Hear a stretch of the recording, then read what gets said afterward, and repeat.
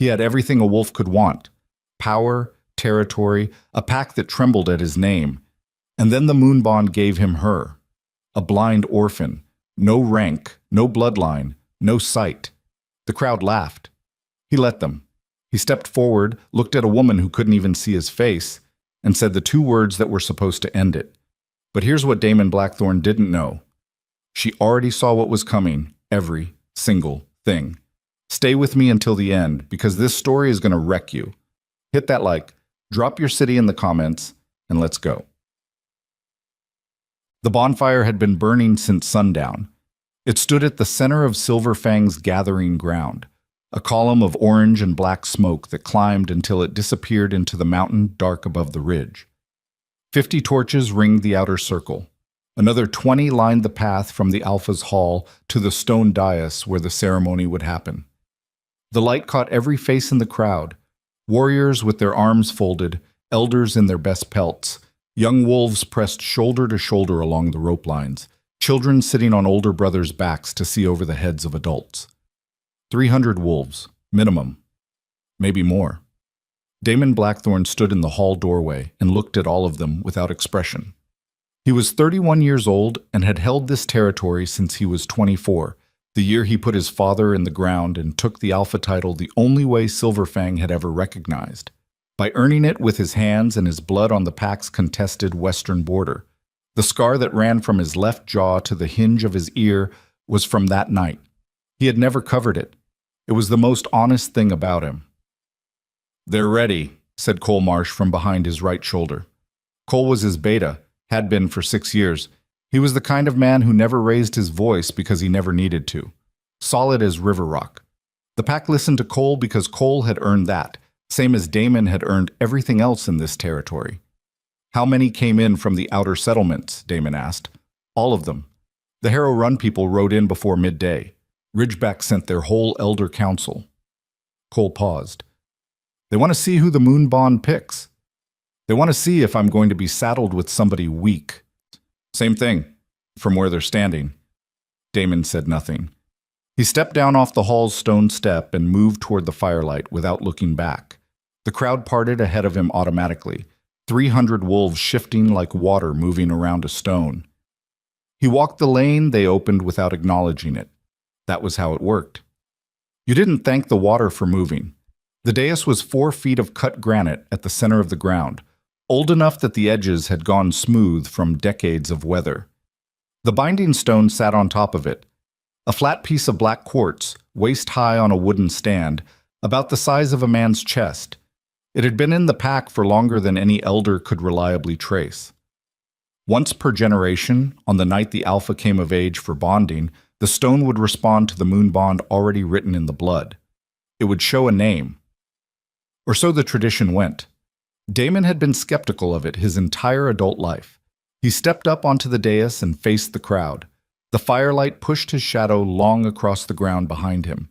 He had dressed plainly: dark shirt, dark trousers, boots that had seen real work. No ceremonial nonsense. He'd told the pack's ceremony keeper to drop the formal robes from the plan, and the man had looked at him like he'd suggested burning the hall down. Damon had told him again. The robe stayed in the chest. "You all know why we're here," he said. His voice didn't need to climb. The ground was flat, the night was still, and 300 wolves went quiet when he spoke. "The bond shows what it shows. Whatever name comes up tonight, that's the name we work with. Silverfang doesn't make its decisions based on ceremony, we make them based on strength. That doesn't change tonight." He turned and put his right hand flat on the binding stone. For 3 seconds, nothing happened. Then the stone went dark. Not the darkness of stone in shadow, but the darkness of something absorbing light from around it, pulling the warmth out of the air in a 6-foot radius. Damon felt it in his palm first, a cold that ran up through his wrist and into the bone of his forearm. He didn't pull away. The crowd was so quiet he could hear the torches cracking. The name surfaced in the stone the way a face surfaces in dark water. Gradual, then suddenly unavoidable. Celine Ashwood. He stared at it. Someone in the crowd read it aloud. He didn't know who. And then the sound that went through 300 wolves was not the sound of approval or celebration. It was something lower and stranger than that, a murmur that moved through the crowd like water finding cracks in stone. Damon kept his face still and his hand on the stone and thought, in the 2 seconds he allowed himself before he had to respond to this publicly, that he had heard that name before. Once. From the pack's welfare roster. The list of wards and orphaned wolves who lived in the eastern settlement near the border. Wolves without family, without rank, without claim to anything in Silverfang territory beyond basic shelter and basic food. Celine Ashwood. Female. Born to a border family that died in the gray sickness 11 years ago. 20 years old, no rank designation, and blind. The last part surfaced in his memory like something dredged from silt. He had seen it once in the welfare notation, had registered it, and moved on because it was not his immediate concern. It was his concern now. He lifted his hand from the stone. "Bring her," he said to Cole. Cole's face gave nothing away. That was why Damon kept him. She was already at the edge of the gathering ground. That was the first thing that caught him off guard. Not that she was blind, but that she had arrived without being fetched, without escort, and was standing at the rope line on the eastern edge of the crowd like she had known exactly when to appear. She stood straight. She wore a plain gray dress that had been mended at the hem, boots that were clean but worn at the heel, and her dark hair was braided back from her face with the kind of simple competence that suggested she had done it herself by feel. She was pale in the firelight. Her eyes were open, but their focus was wrong. Not the unfocused gaze of someone distracted or daydreaming, but the particular stillness of someone whose eyes had given up on the world long ago and whose attention lived somewhere else entirely. She was not particularly small. She was not trembling. The crowd saw her, and the murmur grew. Cole crossed the ground and spoke to her quietly. She nodded once and let him guide her to the path. She didn't take his arm. She walked beside him, using her own sense of the ground underfoot, her head slightly tilted the way someone listens when they are navigating by sound. The crowd watched her come down the lane, and Damon watched the crowd watch her. And what he saw on their faces was exactly what he had expected. Pity, embarrassment. A few of the younger warriors exchanged looks. Someone near the rope line said something low, and the person next to them laughed. It was not loud enough to be brazen. It was loud enough to be heard. Celine walked the full length of the lane to the base of the dais and stopped. She tilted her head up in the direction of Damon's voice, which was the direction she had learned to orient on from the moment he had spoken to the crowd. Up, forward, 12 feet. "Damon Blackthorne," she said. Her voice was level. It was not soft. It was not performing bravery. It was just a voice that had learned long ago not to waste breath on ceremony. "Celine Ashwood," he said back. He looked at her. He made himself do it fully, the way he made himself look at every situation that required a decision, without flinching and without ornamentation. She was 20 years old, she was an orphan and a ward, and she was blind, and she was standing in front of 300 wolves in the firelight without a single visible sign of fear, which was either remarkable composure or remarkable absence of self-preservation instinct, and he did not yet know which. What he knew was simpler and worse. A blind Luna could not ride in the pack hunts, could not stand at the borders during territorial disputes where her presence as bonded mate carried formal weight under pack law, could not read the written challenges that came in from rival alphas, could not review the welfare rosters, could not sit at the ceremony tables and perform the visible functions that a Luna's rank required her to perform in plain sight of every wolf in the territory and every rival pack watching Silverfang's choices for weakness. What Damon Blackthorne's enemies would see, what they were already calculating because word of ceremony nights traveled and rival alphas had ears in every settlement, was a blind woman sitting in the Luna's chair. What they would conclude from that was exactly what they were meant to conclude, that Silverfang's alpha had been handed a liability by fate and lacked the spine to reject it, that he was compromised before the bond was even sealed. That was the calculation. He ran it in the 4 seconds he stood on the dais looking down at her. He had run faster calculations under worse conditions. The answer was always the same. You did not keep a weak flank open because sentiment said you should. "I need to ask you something," he said directly. "Go ahead," she said. "Can you fight?" "No." Can you track? Not the way you mean. Can you read a written challenge or a pack boundary document? A pause. Not hesitation. The pause of someone selecting the most accurate answer from several available ones. Not without assistance. Then you understand my position. I understand what you're about to do, she said. Yes. The crowd had gone completely still. This was the part they were watching for. The pack alpha on the dais and the blind ward girl at the bottom of the steps and the binding stone dark behind them and the firelight making everything look more dramatic than it needed to be. Damon stepped down off the dais. He walked the 4 steps to the base and stopped 2 feet in front of her. She knew he was there. She turned her face toward him with that specific, learned precision. Up close, he could see her eyes clearly for the first time. They were a pale gray-green, the color of winter lichen, and they were beautiful in the way that something ruined is beautiful, fully, without apology, without asking you to feel any particular way about it. He said, quietly enough that it didn't carry, "I'm not doing this to hurt you." "I know," she said. Same tone, same steadiness. "It's the pack." "I know that too." He straightened and turned to face the 300 wolves gathered in the firelight of Silverfang's bonding ceremony. And he did what he had known since he read the name on the stone that he was going to have to do, and he did it without theater and without cruelty, and without the kind of drawn-out public humiliation that weaker alphas use to perform their authority. "The Moon Bond has named Celine Ashwood," he said. "Silverfang thanks her for standing before us tonight. The bond will not be sealed. I am invoking Alpha's right of rejection on grounds of pack capability. This ceremony is closed." He turned and walked back toward the hall. The noise that broke loose behind him was immediate and layered, the relieved laughter of warriors who had been holding it back, the sharp commentary of elders who were already sorting through the implications, the particular sound of a crowd that has just witnessed something they will tell versions of for years. He heard fragments of it as he walked. Can you imagine? A blind Luna? What was the moon thinking? Poor thing, though, it's not her fault. Damon made the right call, there's no question. Did you see her face when he kept walking? Bitso.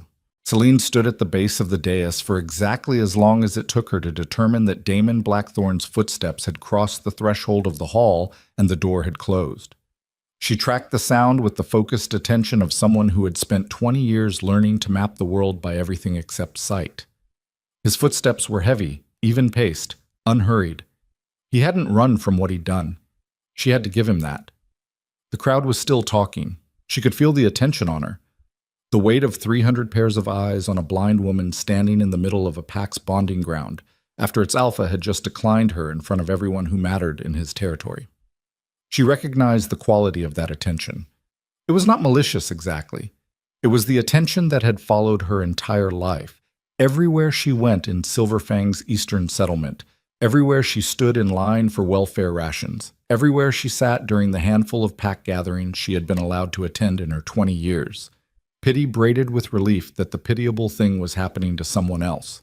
She turned and found the rope line by the change in the ground, underfoot, the packed dirt giving way to grass at the edge of the gathering space. She walked through the gap in the rope with her head up. Nobody stopped her. Nobody spoke to her directly. One woman, she knew her voice from the settlement, a mid-rank female named Berta, who ran the southern kitchen, touched her elbow as she passed and said, quietly, "I'm sorry, Celine." She said it the way you said it when someone's dog died, gentle and final and already moving on. "Thank you, Berta," Celine said. She walked east. She had 2 things in the pack's eastern settlement, a room in the communal house that she shared with 3 other ward females, and a small wooden chest at the foot of her cot that held everything she owned. She had not brought the chest tonight. She had known she would not need it here. What she had known more specifically, had seen in a vision 6 days ago, while she was shelling dried beans in the communal kitchen, and the sight had come over her the way it always did, like cold water poured over the back of her skull without warning, was this. She would stand in the firelight of Silverfang's bonding ground, and she would hear Damon Blackthorn invoke Alpha's right of rejection, and then she would walk east, and she would keep walking past the eastern settlement entirely, and she would not stop. She had spent the 6 days between the vision and tonight deciding whether to prevent it. She had decided not to. Not because she wanted to be rejected, not because she had no feeling about standing in front of 300 wolves and being publicly declined like defective goods. She had a feeling about it. It lived in her chest right now, a hard, compressed thing that she was not going to look at directly until she was off Silverfang territory and alone in a way that permitted looking at it. But she had not prevented it because the vision had shown her what came after it, or rather, had shown her the first threads of what came after it, because her visions did not give full pictures. They gave angles and glimpses, the way you sometimes see the outline of a thing through fog without seeing the thing itself. And what she had seen in those threads was a future in which Celine Ashwood, still in Silverfang's eastern settlement, still shelling beans, still waiting for something she had no name for, was a future that narrowed and narrowed until it closed. She had stopped preventing things that narrowed. She walked east past the settlement houses, past the communal hall with its single lamp burning in the window, past the storage barn where she had hidden, at age 12, during the 3 days the gray sickness was taking her last remaining distant cousin, and she had not wanted anyone to find her and try to comfort her. Past the fence line where the settlement's territory ended and the forest began. She went through the fence gap and into the trees. The night forest was not dark to her in any meaningful sense. She had never experienced night as a color. She experienced it as sound and temperature and the specific texture of air when it moved between tree trunks versus when it moved across open ground. She knew this forest the way she knew most things, not by sight, but by the map she had built over 20 years from every other input available to her. She walked for an hour. When she stopped, she was at the eastern border marker, a pile of stacked stones that the pack's rangers maintained, and beyond it was territory that did not belong to Silverfang. She had crossed this line once before, when she was 17, and come back the same night because she had nowhere else to go. She had somewhere else to go now, or she would find somewhere. The vision had not shown her a destination. It had shown her the act of walking. She sat down on the border stones and opened the pack she'd carried from the settlement house this morning while the others were at breakfast. Her spare clothes, her small amount of dried food, a compass she used to maintain cardinal direction, the folded piece of bark with the map she had drawn of the region 2 years ago when she had decided in the back of her mind that this night was coming. She ate a small piece of dried apple and drank water from the skin at her hip and sat for a while with her hands in her lap. The hard thing in her chest was still there. She let herself look at it, now that she was alone. What it was, beneath the several layers of composure she had developed over 20 years of being the pack's blind ward girl, was grief and rage so interlocked she could barely separate them. Not grief about tonight specifically, not even rage about Damon Blackthorne specifically, though he was the proximate cause of both feelings at this moment. It was the older grief and the older rage, the one that came from spending 20 years in a world that had already decided your value before you opened your mouth, and finding out, over and over, in 100 small ways, and now in one very large public one, that it had not changed its mind. She sat with it for the length of time it took the moon to move a hand's width across the sky. Then she put it back where it lived, folded it down, and stood up. She adjusted the pack on her shoulders. She set her compass. She crossed the border stones and walked north into the dark. She did not know, when she crossed that border, that a vision was already forming. They came without announcement. They had always come without announcement. The first one at age 8, 4 months after the sickness took her parents, when she had grabbed a door handle in the communal house and seen, with sudden crystal clarity, the image of the pack's head ranger falling through ice on the eastern lake 3 days hence. She had not known what to do with it. She had told the settlement keeper, who had told her kindly that she was grieving and it was causing bad dreams. The ranger had gone through the ice on the 3rd day. 2 other wolves had pulled him out in time. Celine had never mentioned it to anyone again. She had spent 12 years learning what the visions were and were not. They were not prophecy in the sense of absolute inevitability. They were probability made visible, the most likely thread in a fabric of choices not yet made. And they could be changed if someone knew to change them. She had changed 3 that she knew of, small ones, in the past 5 years. Warned the settlement keeper once about a roof beam that was going to give way under the weight of the first heavy snow. Arranged, anonymously, for a warning message to reach the pack's southern patrol about a rival scout unit that was planning to test the fence line on a specific night. She had never told anyone what she was. In Silverfang, a blind wolf with no rank and no family was already an object of management. A blind wolf who claimed to see the future would be something far more complicated and far less manageable, and the ways that situation could go wrong were numerous, and she had seen some of them. So she had stayed quiet and stayed useful in ways that couldn't be traced back to her, and stayed out of situations where her presence caused more problems than her absence. For 20 years. She was done staying. The vision hit her 3 hours north of the border stones while she was picking her way along a creek bed in the dark. It came the way the strong ones always came, cold behind the skull, then the world going away, then the image arriving with the force of something dropped from height. She put her hand on a tree trunk to keep standing. What she saw was not a single image, it was a sequence. Silverfang. The pack's main settlement, the hall, the gathering ground. She knew the shapes of them from 20 years of navigating them by touch and sound, and she recognized them even in vision, which always gave her shapes and outlines rather than the color and light that sighted people reported. The hall, the boundary fences, the ridge road that ran south to the valley. Then fire. Not the bonfire, wrong kind of fire, the spreading kind. Then wolves. Not Silverfang wolves. Their movement was wrong, their formation was wrong. They came from 3 directions at once with the precision of wolves who had drilled this approach, who had maps, who had someone on the inside telling them where the gaps in the fence line were and when the patrols rotated and where the alpha slept. Then, the number of bodies. She came back to herself holding the tree trunk with both hands, her breath ragged, creek water cold around her boots. She had stepped into the creek during the vision without knowing it. She stood there for a long time. The vision was months away. She could feel the distance in it. Her visions had a quality that changed based on proximity and time.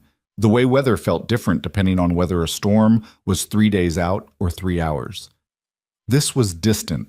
She had time, not unlimited time. She stepped out of the creek and stood on the bank and thought about what she had just seen with the specific methodical clarity that 20 years of keeping secrets had built in her. She thought about the number of bodies in the vision. She thought about the formation of those incoming wolves, 3 directions, inside information, someone already in the pack feeding them the details they needed. She thought about Damon Blackthorne invoking Alpha's right of rejection in front of 300 wolves because a blind woman was not useful to him. She thought about thousands of wolves dead in a fire that did not have to happen. She adjusted her pack again. She set the compass due north. She started walking, and she did not let herself feel yet the weight of the things she had just seen, because she was walking through dark forest alone with no rank and no pack, and everything she owned on her back, and what that situation required was not feeling but momentum. The vision sat in her chest next to the old grief and the old rage like a stone dropped in still water. The ripples were already moving. 300 miles north, and 6 weeks later, a wolf named Garrett Horn was going to ride his horse directly into an ambush on the valley road below Coldwater Ridge. He didn't know that yet. Celine did. She had been living in the barn behind the Coldwater Ridge settlement for 11 days, sleeping in the hayloft in exchange for splitting firewood and mending harness leather. And she had seen Garrett's ambush 4 days ago in a vision that came while she was working a stiff piece of harness through her fingers. She had spent the 4 days since figuring out what to do about it. The settlement's south-facing barn had a message board near the gate. She had found it on her second day, walking the settlement perimeter with her hands learning the fences and walls and posts, and she had found the board by the smell of pine pitch they used to seal the wood from weather and the texture of the papers tacked to it. She did not post messages on boards. She couldn't write them, not the kind of writing that other wolves read. And she was not yet ready to have anyone know she was behind the warnings. She found Garrett Horn by his voice at the settlement's morning meal, where anyone could sit if they'd worked a Labor Day for the kitchen. She had worked 3. She ate at the long table and listened to the voices around her until she identified him by the name someone called him and by the specific quality of his movement, heavy-footed, one boot slightly dragged, a man who'd taken a bad hit to the left knee at some point in his life. She sat next to him. You're riding south tomorrow, she said. He stopped mid-chew. How'd you know that? Settlement is small. People talk. She kept her face oriented forward, which she had learned projected more neutrality than turning toward someone she couldn't see. Don't take the valley road below Coldwater Ridge. That's the only road. Then leave before first light and go fast. Silence beside her. She could feel him looking at her eyes specifically, the way people always looked at her eyes first when they realized, which they usually did within 30 seconds. She waited. You're blind, he said. Yes. And you're telling me about my road. I'm telling you not to use it the way you're planning to use it. Mid-morning, moderate pace, alone. Don't do that. Another silence. She picked up her bread and ate it. Why? He finally said. Because there are 4 wolves waiting in the ravine 2 miles below the ridge. They've been there 3 days. They're cold and they're angry about it, and they're not going to let you ride past. She heard his breathing change. Who are you? Nobody in particular, she said. Eat your food. Ride before first light tomorrow. She got up and took her bowl back to the kitchen window. Garrett Horn left at 3 in the morning. She heard his horse on the frost-hard ground from the hayloft. She lay in the hay and stared at the dark above her and thought about the ambush party. 3 days cold in a ravine, waiting for a man who was not coming. In the morning, 2 women in the settlement kitchen were talking. One of them had a cousin in the valley who was a ranger, and the ranger had sent word up the road that a scout party from the Ironjaw Pack had been found camped in the ravine below Coldwater Ridge. They'd broken camp in the night and scattered, but it was clear they'd been waiting for something or someone. Word was going to spread about that, Celine knew. Word always spread. She climbed down from the hayloft and went to the woodpile and started splitting. She had work to do.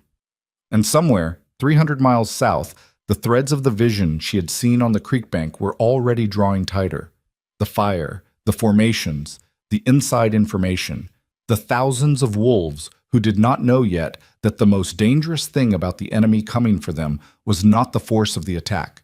It was the traitor standing among them, smiling, already counting the dead. 6 weeks became 2 months. 2 months became 4.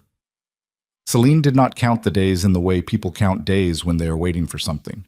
She counted them the way you count the steps on a road you have never walked before, one at a time, with your weight fully on each one, because the ground might not hold and you have no way to know that in advance except by stepping. She moved north, then west, then east when a vision pulled her east. She worked for food and shelter, firewood, harness leather, kitchen labor, anything that could be paid for with hands and time. She slept in barns and settlement houses, and once, for 3 nights, in the hollow of a downed oak because the nearest settlement was 4 hours away, and the storm had made the road impassable, and she had made a calculation about the cold versus the distance and chosen the tree. She had been making calculations like that since she was 8 years old. What changed in those 4 months was not the calculations. It was the scale of them. The Coldwater Ridge warning had been anonymous. So had the 3 that followed it. A river crossing, she steered a trade caravan away from 2 days before the bank gave out and took the road with it. A contaminated well. She left a note about in a settlement keeper's door. A pack meeting in the Thornback territory where a mid-rank wolf named Sowers was planning to present falsified boundary documents, and she had arranged, through a chain of 2 intermediaries and a favor she had carefully cultivated, for the right elder to ask the right question at the wrong moment for Sowers. Anonymous worked for small things. The 5th vision was not small. The Ashevale Pack's eastern settlement was a cluster of 23 buildings in a valley that flooded every 3rd spring and would flood again this spring, 6 weeks from now, with enough force to take the eastern granary and 2 of the outer houses and 3 wolves, who would be in those houses when the water came. Celine knew this because she had seen it. She also knew that the Ashevale settlement keeper was a man named Drust, 62 years old, who had been managing this valley for 30 years and did not take direction from anyone he had not personally tested against some standard she had not yet identified. She sat across from him in his office, which smelled like pine resin and old paper, and the particular dust of a man who filed things carefully, and she put her hands flat on the table between them because she had learned that hands visible and still projected more trustworthiness than hands folded or hidden. You're telling me the Eastern Bank is going to go, Druss said. His voice was the voice of a man who had heard a great many things and found most of them wanting. Yes. Based on what? Based on the water table readings I took at the upstream markers this morning and the snowpack depth on the ridge. This was a lie in its framing. She had not taken readings. She had no instruments for readings. She was blind and had arrived in this valley 12 hours ago. But the information the lie pointed at was accurate, and she had learned that accuracy delivered in a language the recipient already trusted landed better than accuracy delivered in its real form. You took water table readings, Druss said. Yes. You're blind. The instruments don't require sight, they require patience. A silence. She could hear him breathing. Steady, skeptical, not yet closed. That was the edge she was working. Which markers? He said. She gave him the 3 upstream locations she had identified from the landscape map she had built in her head during her 12 hours in the valley, walking the creek bed and the ridge path, and counting steps and cataloging the sound of water on different bank compositions. He was quiet while she named them. The second one's been compromised since last summer, he said. Beavers. Readings from that one are garbage. Then pull from the first and third and average them, she said. The result is the same. Another silence. Longer. Who sent you? He said. Nobody sent me. People who come with warnings like this are usually carrying something they want in exchange. I'm not carrying anything, she said. I'm passing through. I'll be gone tomorrow. Whether you move the granary stores and relocate the outer houses to the ridge is your decision. She heard him lean back in his chair, the creak of old wood under shifting weight. She heard him pick up something from his desk and set it down. A pen, probably. A habit of thought. 12 years ago, he said, a woman came through this valley, told us the south fence line was compromised and we'd have a Grey Claw raiding party through it before summer. We didn't listen, lost 4 wolves and a season's livestock. Celine said nothing. I'm not making that mistake again, he said. What do you need to stay 3 days while I get my engineers to verify your numbers? A place to sleep and something to eat, she said. Same as always. Kesco. The engineers verified the numbers on the second day. Druss started moving the granary stores on the third. When Celine left on the 4th morning, she heard him at the gate behind her. Word's gonna get around about you, he said. Word gets around about everything, she said. I'm going to tell people what you did here. Tell them a passing surveyor caught a problem in your water table. That's accurate enough. It isn't, though, he said. Is it? She turned her head in his direction and didn't answer. She walked south. That word got around. Not all at once, and not with her name attached to it. She made sure of that, every time, by keeping the chains of information long enough that by the time the story reached the 3rd or 4th settlement, it had shed her specific details and kept only the useful core. Someone had seen something coming, and the pack that listened had been spared. But the stories were accumulating. She knew this because she heard them in the settlements she passed through, in the way travelers talked at communal tables. A mysterious woman who'd warned the Ashvale settlement about the flood. A stranger at Coldwater Ridge who'd known about the Ironjaw ambush party before anyone else. A blind woman. That detail kept attaching itself and then falling off depending on who was telling it and whether they'd seen her or just heard about her.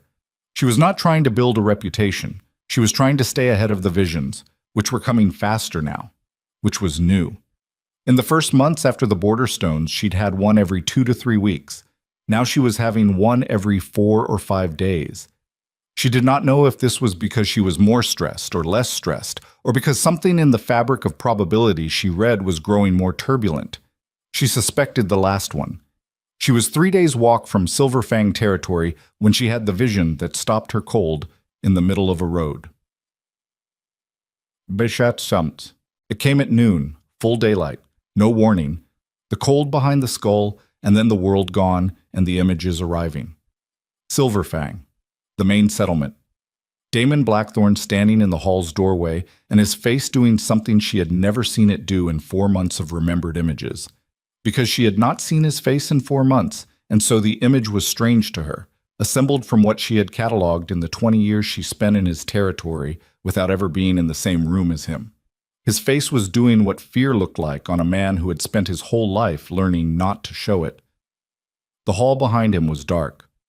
Wrong time of day for it to be dark. Then, Cole Marsh, his beta, sitting in the main room with his head in his hands. Then, the pack's Southern Hunt Party, coming back wrong, too few, moving too fast, no game. Then, the Western border marker. A rival pack's flag staked in the ground 6 feet inside Silverfang's line. Then, the same image she had seen at the creek bed 4 months ago. The fire. The 3-direction formation. The inside information. The traitor standing in the pack, smiling, already counting the dead. And something new this time. Something the vision had not shown her before. A face. Half visible, turned away. A wolf she knew from the Eastern settlement. Someone who had access. Someone who had been in the hall. She came back to herself in the middle of the road with her hands at her sides and her pack on her back and the clear noon air around her carrying the smell of pine and mud and distant rain. She stood there for 30 seconds. Then she turned around and started walking back south. She reached Silverfang's eastern border in 2 days. She had pushed hard, sleeping 5 hours each night, eating on the move. She crossed the border stones at the same place she had crossed them going out, 4 months ago, and she stood on Silverfang ground for the first time since the bonding ceremony and waited for something to feel different. Nothing felt different. The ground was the same ground. The tree line was the same tree line. The air had the same particular composition of pine and clay and old water that she had mapped in the first 8 years of her life before she'd understood that other packs' territories smelled different. She walked west. The pack's eastern settlement was quiet when she reached it, a mid-afternoon quiet that meant the day labor had gone out and the communal kitchen wasn't yet running evening meal. She walked through it without stopping, past the communal house where she had spent 20 years and the storage barn where she had hidden at 12, and she kept going west toward the main settlement. A pack ranger stopped her at the main road junction. "Hold up," he said. He didn't recognize her voice. She didn't recognize his. He was new, or she had never had occasion to map his voice from the limited social geography of the eastern settlement. "My name is Celine Ashwood," she said. "I was a ward of this pack until 4 months ago." "Ashwood," he said. A pause. She heard the recognition land. "You're the woman from the ceremony." "Yes." "You're not supposed to be here." "I need to see the alpha." A longer pause. She could hear him thinking, or not thinking exactly, but running through the decision tree that pack training built in rangers for exactly this type of situation. Civilian at the border, no immediate threat visible, complicated history, unclear authorization. "He's not available," the ranger said. "He'll want to be available for this." "That's not how it works." "I know how it works," she said. "I lived here for 20 years. Tell him Celine Ashwood is at the Junction Road, and she has information about a coordinated attack on Silverfang territory. Tell him exactly those words. If he still says he's not available, I'll leave and the conversation ends here." Another pause. Longer. She heard him key the communication line. A signal horn, short pattern, request for relay. She waited. The response came in 11 minutes, which told her Damon Blackthorne had not been far from a relay point.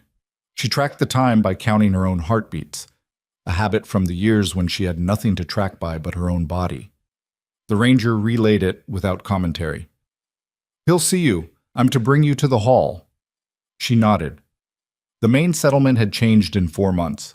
Not the layout, which she could still map from memory, but the feeling of it. Tension in how many people moved. The particular sound of too many boots going too many directions without the even rhythm of a settlement operating at normal capacity. People moving fast. People not talking at the communal corners the way they usually did in the afternoon. She cataloged it without showing that she was cataloging it. The hall door opened before the ranger knocked. Cole Marsh said, from 3 feet inside the doorway, "Come in." His voice was flat in a way that she recognized as the flatness of someone managing too many things at once and not sleeping enough to manage any of them well.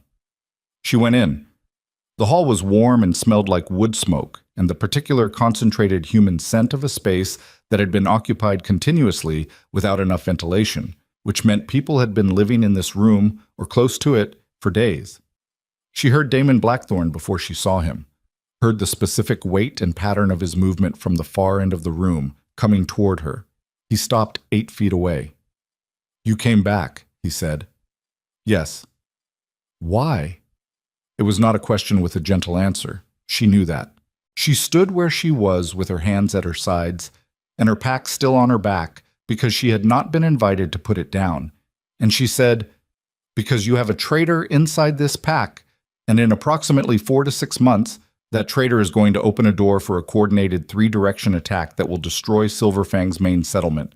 I know who the traitor is. I know the attack formation. And I know this because I have been seeing it in pieces for 4 months." Silence. Damon's breathing did not change. She noted that. A man who had trained himself not to react. She waited. "Seeing it," he said. "Yes. You're blind. I'm aware of that." "Then explain what you mean by seeing it." She had decided on the road during the 2 days of walking south that she was done with the indirect approach. She was done with the surveyor cover story and the water table framing and the careful management of what people were allowed to believe about how she knew things. That strategy worked for settlements she passed through and never saw again. It was not going to work here, with this man, in this room, where the stakes were specific and immediate and too large for the information to be delivered in any form except its true one. "I see the future," she said. "Not all of it, not with complete clarity, pieces of it, the most probable pieces based on the choices already made or in the process of being made. I have been seeing pieces of what is coming for Silverfang since the night I left this territory." The silence in the hall was the kind that had weight. Cole Marsh, from somewhere to her left, said nothing. Damon Blackthorne said, "You're telling me you're a seer." "I'm telling you what I can do. I don't have a word for it." "And you've been doing this for how long?" "Since I was 8. And you never told anyone." "No." "Why?" She let that question sit for exactly 2 seconds before she answered it. "Because the last time a wolf in this pack told someone something they couldn't explain, that wolf spent 3 years in the assessment house while the pack's healers tried to determine whether the information came from instinct or delusion. I was 8 years old and I had no family left. I made a practical decision." Another silence. Longer. She heard Damon move. Not toward her, sideways. A pacing step that he cut short and stopped. He was working something through. She recognized the quality of the silence he made when he was working. She had cataloged it in the 20 years she spent on the edges of pack gatherings, in the years she had been close enough to the main settlement to hear the Alpha's decisions ripple outward through the pack's behavior. "The attacks on the southern hunt," he said. "The border flag on the western line." "Already happening," she said. "The early threads of it. They're testing you, measuring your response time, your formation, how far you extend on the western side when you move to reinforce. They're learning your patterns before they commit to the main event." "How many packs?" "At minimum 3, possibly 4 if the outer alliance holds. There is a coordinating entity, not an alpha, someone working between them. A broker. And the traitor inside. Someone with access to your hall and your patrol schedule. Someone who has been in this building in the past 6 months. I have a partial image. I need to be inside the hall long enough to map the voices of everyone who comes through." Damon was quiet for 10 full seconds. She heard him turn away from her, heard him walk 3 steps toward the window. She heard, without seeing, the specific tension of a man standing at a window looking out at a territory that was already bleeding from 3 directions and being told that the wound was deeper than he thought. She heard, under all of that, the thing he would not say out loud, that he had rejected her 4 months ago in front of his whole pack and called her a liability, and the word she had just used was seer. And what that word meant in wolf history was that the moon bond had not given him a weakness. It had given him the rarest thing in a generation, and he had sent her away. He turned back from the window. "You'll stay in the hall," he said. "I'll tell the pack you're here as a consultant. I'm not explaining more than that right now." "Understood. Cole will show you where to sleep." "There's one more thing," she said. "What?" She heard her own voice deliver it flat, the way she had practiced it on the road, because she had known this moment was coming and she had decided how it needed to sound before she arrived. I'm not here because of the bond. I don't want you to believe I came back because of the bond. I came back because 300 wolves are going to die in a fire if someone doesn't stop it, and I'm the only one who can see where the fire starts." She paused. "We are going to need to work together very closely for the next 4 to 6 months. I need you to understand from the beginning what that is and what it isn't." The silence that followed was the longest one yet. When Damon Blackthorne spoke, his voice had something in it that she had not heard there before. Not in 20 years of peripheral awareness, not in the 6 minutes of the ceremony, not in the 2 sentences he had said to her quietly at the base of the dais before he turned to the crowd and rejected her. It was not apology. He was not there yet, and she did not expect him to be. It was something rawer than apology. It was a man looking at the gap between what he had decided and what was true, and finding that the gap was the size of a disaster. "I heard you," he said. She nodded. Cole Marsh said, "This way," from the left doorway. She followed his footsteps across the hall floor, and the moment she crossed the interior threshold and the outer door closed behind her, the hall's air changed. The specific acoustic change of a space contracting into private conversation. And she heard, but did not track, what Damon said to Cole in the room behind her. She was already listening for something else. 4 walls. A building full of wolves who came and went with access and reason. Somewhere among them, a voice she would recognize from a 12-year-old's memory of a settlement kitchen and a pack welfare roster and a half-seen face in a vision on a noon road 3 days south of here. She started listening. Somewhere in this building, the traitor was already talking, already smiling, already certain that nobody in Silver Fang could see what was coming. They had been wrong about what she could not see her entire life. They were about to find out exactly what that cost. She started with the kitchen. Not because the kitchen was the most strategic room in the hall complex, but because it was the room with the most traffic and the least reason for anyone to find her presence unusual. A blind woman sitting near the hearth, hands occupied with whatever labor the kitchen keeper assigned her, head tilted at the angle she used when she was listening to the walls. Nobody watched the blind woman in the kitchen. Nobody had ever watched the blind woman in any kitchen. That was the advantage. It had always been the advantage. She had just never been able to use it at this scale before. She spent 3 days in the kitchen before she moved to the corridor outside the map room. Another 2 days in the corridor. She built her map of the hall the same way she built every map, step by step, voice by voice, footfall by footfall, the weight of each personality accumulating in her memory until she could place them in space without needing to see them. Damon's inner circle was 7 wolves, Cole Marsh, the beta, Rowan Vesper, the pack's chief territorial officer, who had a habit of cracking his knuckles before he spoke that made him identifiable from 20 feet, Petra Dunn, the pack's head of border intelligence, who walked fast and talked faster, and whose voice had the particular clipped quality of someone who had grown up in the northern settlements where the winters were long and words were expensive. 2 senior warriors whose names she learned were Holt and Carver. The pack's head healer, a woman named Wren Solace, who came through the hall twice a day and whose footsteps were the lightest of all of them.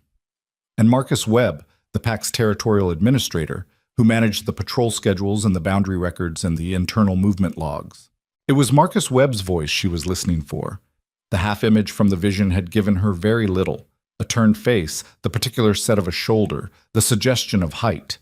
But there had been one detail that was not visual, one detail she had caught in the way visions sometimes overlapped with her other senses. A voice. One word. A name spoken in a tone that told her everything about the relationship between the speaker and the person they were speaking to.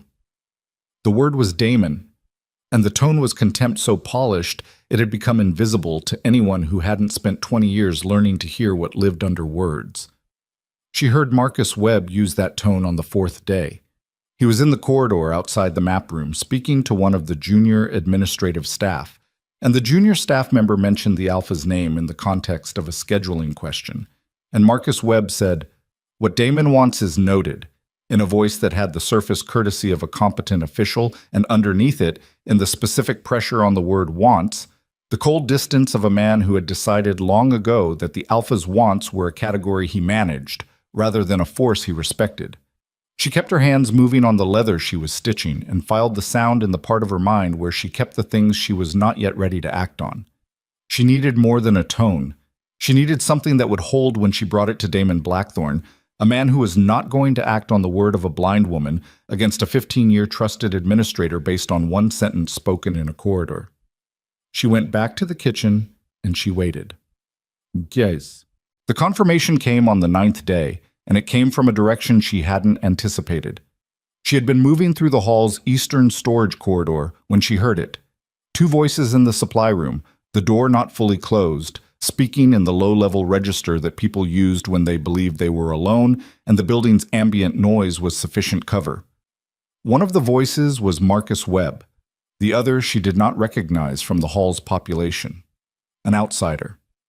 She stopped where she was, 6 feet from the door, and she went completely still in the way she had learned to go still over 20 years. Not just the absence of movement, but the absence of sound. The absence even of the small unconscious shifts that sighted people made because they relied on movement to orient themselves. And she did not. The outsider's voice was male, late middle-aged, carrying the particular flatness of someone delivering a professional communication rather than having a personal conversation.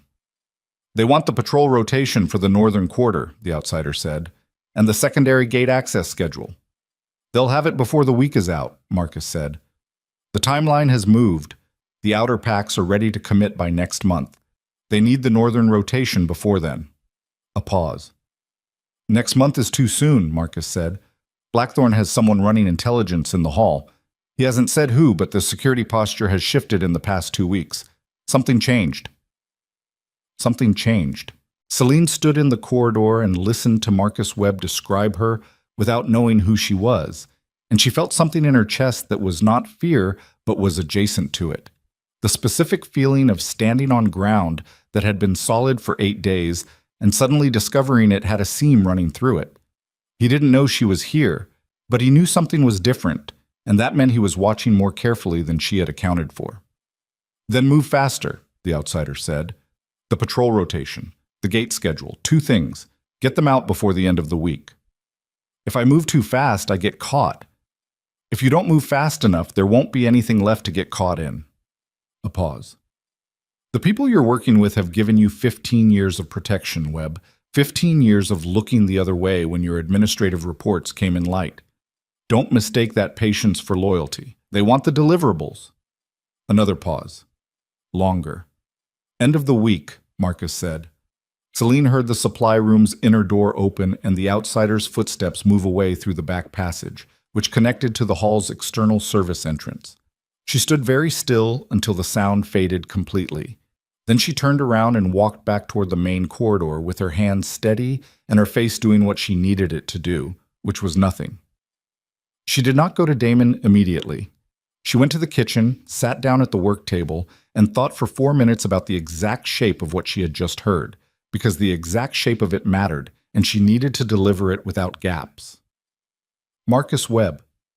15 years, patrol rotations and gate schedules, an outside contact with a back passage key, a timeline that had just moved to next month. Everything she had seen in the vision for 4 months was not 4 to 6 months away. It was 30 days. She found Damon in the map room. She knew he was in the map room because his footsteps had gone past the kitchen door 40 minutes ago in the direction of the map room, and she had not heard them come back. She knocked on the frame. The door was open, and waited. "Come in," he said. She went in. She heard Cole Marsh somewhere to the right, the creak of his chair. Just the 2 of them. "Close the door," she said. A beat of silence. She heard Damon push back from the table and cross to the door and close it himself. That told her something. A different man would have sent Cole to do it, or asked her why she needed it closed before complying. "Sit down," he said. "I'm fine standing." She kept her voice level. "Marcus Webb is your traitor. He has an outside contact who was in your supply room 40 minutes ago using the back passage key. The contact is collecting patrol rotations and gate schedules for the coordinating entity behind the attack. The timeline has moved. They want the next delivery before the end of this week, which means they're committing to their attack formation within 30 days. The room was so quiet she could hear the map table's papers shift in the air from the door closing. "What?" Damon said. "I heard them in the supply room. Webb and an outside contact I don't recognize. The contact used your back passage. He had a key. She heard Cole Marsh stand up from his chair. Marcus, Cole said. Not a question. The way you said someone's name when everything you thought you knew about them just fell a long distance. Damon said nothing for 5 full seconds. How long? He said. His voice was careful in the way that voices got careful when the alternative was breaking something. The contact referenced 15 years, Celine said. Another silence. She heard Damon's hand come down flat on the map table. Not a strike. A controlled placement, palm down. The movement of a man keeping his body from doing something else. 15 years, Cole said, very quietly. Marcus has been here 17. He was already in place when I took the title, Damon said. The calculation was audible in his voice. She could hear him running it backward through everything those 15 years contained. Every patrol schedule, every gate assignment, every territorial decision that required administrative logistics. 15 years of the PAC's operational interior delivered to an outside entity, one document at a time. We can't move on him yet, Celine said. Why not? Because if we pull him now, the outside contact doesn't show up for the delivery. The coordinating entity finds out we've burned their source, and they adjust their plan to something we don't have a map for.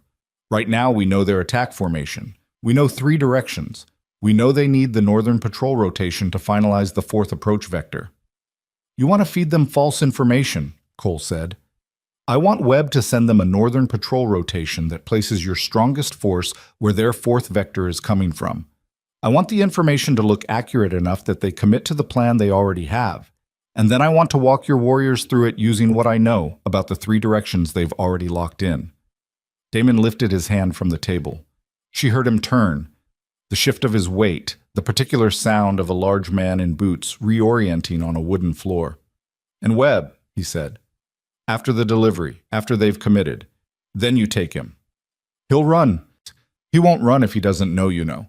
And he won't know you know if we handle the next 14 days without changing anything visible. The silence that followed was a different quality than the ones before it. This was not the silence of shock or calculation.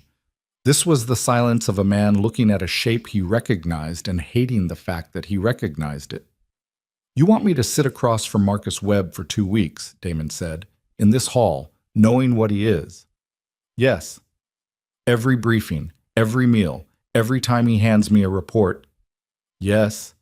She heard his breath move through his nose in a slow exhale, the breath of someone absorbing something physical. Damon, Cole said. Just the name. The beta putting a hand on the alpha's shoulder without using his hands. I heard her, Damon said. He went quiet for a moment that had its own weight. 2 weeks, he said, and we do this exactly the way you're describing. Yes. If it goes wrong, then we're no worse positioned than we were before I walked into this hall, she said. The attack was coming either way. At least this way we have the shape of it. She heard him pull his chair back and sit down. She heard the map table papers move as he spread something across it. Cole, he said, we need a false northern rotation by tomorrow morning. Make it look like our standard scheduling, real wolf names, real timing intervals, wrong positions. A pause. And nobody in this hall knows about this conversation except the 3 of us. Understood, Cole said. Celine turned toward the door. Celine, Damon said. She stopped. When this is over, I need to talk to you about something that isn't the attack.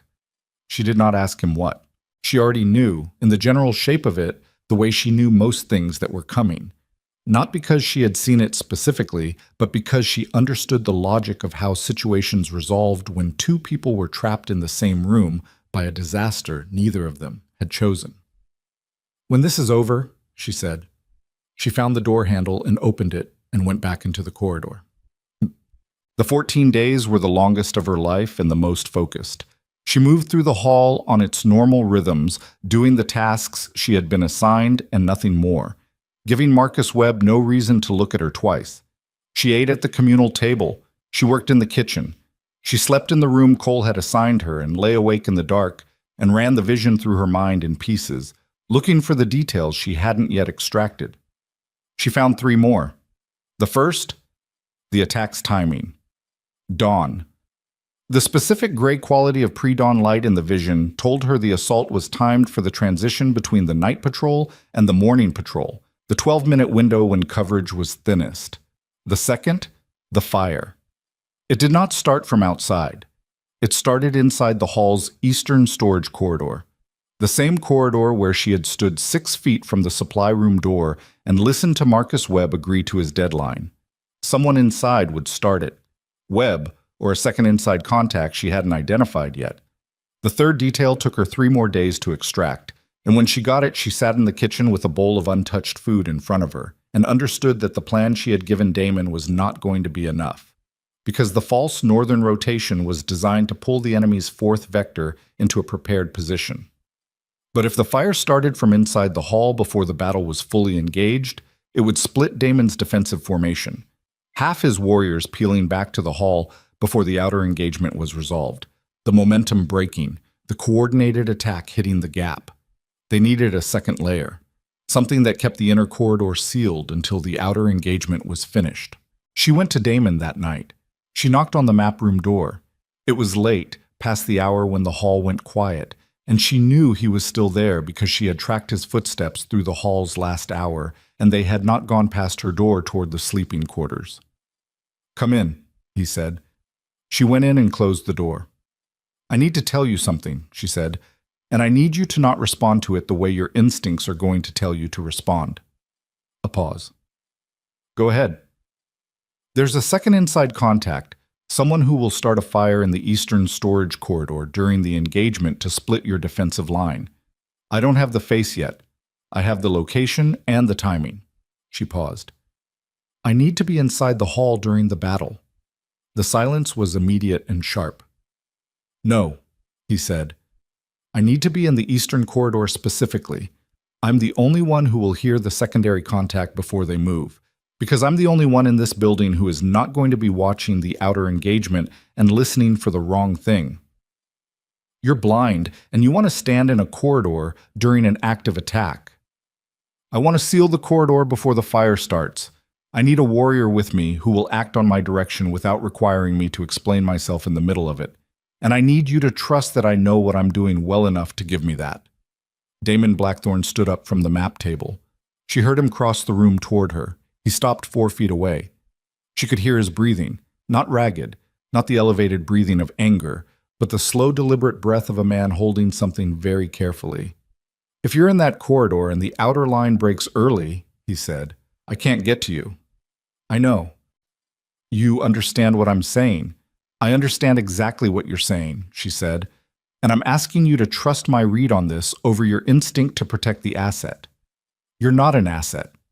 The words came out with a force that surprised both of them, she thought, based on the half-second of silence that followed them. She stood very still. "You're not an asset," he said again, quieter.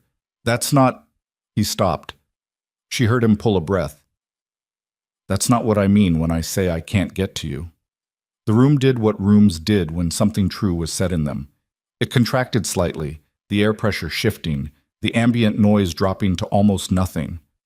She had not come here for this. She had not come back to Silverfang for this.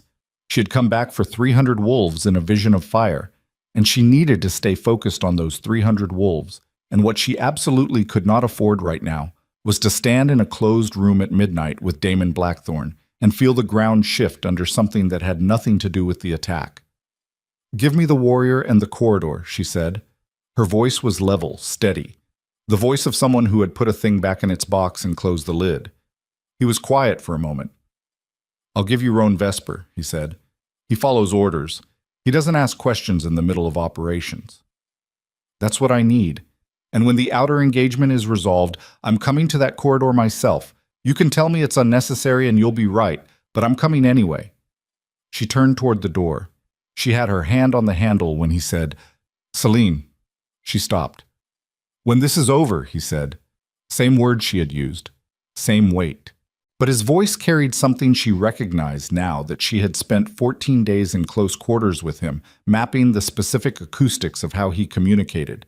The particular low frequency of a man who was not making a statement, but laying down a foundation. For what? she was not yet ready to name.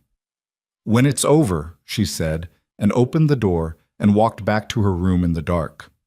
She lay on the cot and stared at the ceiling she couldn't see and listened to the hall settle into night sounds around her, and she thought about the eastern corridor and the fire and the 12-minute window at dawn and the face she still could not fully see in the vision. She thought about that face for a long time. And then, between one breath and the next, the vision came again. Cold behind the skull, no warning, the world dropping away. And the face turned toward her at last, and she saw it. She sat up in the dark. She sat there for a full minute without moving, because the face was not a mid-rank wolf from the eastern settlement. It was not a stranger. It was not anyone she had built into her analysis of the hall's personnel in 14 days of careful listening. It was Cole Marsh. She did not sleep again that night. She lay on the cot with her eyes open and the darkness doing what darkness did, which was nothing. And she ran the vision through her mind 12 times, looking for the angle that made Cole Marsh's face make sense, looking for the interpretation that was not what she thought it was, looking for the way a half-turned face in a corridor at dawn could belong to someone other than the man she had cataloged in 14 days as the beta who did not ask unnecessary questions and followed orders without theater, and had been at Damon Blackthorne's right shoulder for 6 years. She found no other interpretation. At 3 a.m, she sat up and put her boots on and thought about what she knew and what she needed and what order those two things had to happen in. What she knew, Cole Marsh was the second inside contact. He would start the fire in the eastern storage corridor at dawn during the engagement. The fire would split Damon's defensive formation, and the attack from 3 directions would hit the gap, and Silverfang would break. What she needed to tell Damon. And to tell him in a way that did not cause him to move on Cole before the outer battle was engaged, because if Cole disappeared or went quiet, the coordinating entity would know the plan had burned, and then everything shifted to a formation she had no map for. What order those things happened in? She needed to tell Damon now, before dawn, with enough time for him to absorb it and make a decision before the 12-minute window opened. She needed to give him the information and then step back and let him carry it, because this was the part of the plan that she could not carry for him. She had run harder calculations. She had never run one that required her to hand a man a grenade and tell him to hold it through an entire battle before he could pull the pin. She stood up and crossed to the door. She knocked twice on Damon's door. The door to the Alpha's quarters was at the end of the hall's interior corridor, and she had mapped its location on her second day. She heard him come awake, the specific shift of a man whose sleep was always shallow, because alphas who slept deep didn't stay alphas. And then his footsteps crossed to the door and it opened. "What?" he said. "Cole?" she said. 3 seconds of silence. "Come in," he said. She went in. The room smelled like cedar and old leather, and the particular cold of a window left cracked overnight. She heard him move to the table and pull out a chair and sit down. She heard him not say anything while she organized the words. "I saw his face tonight," she said.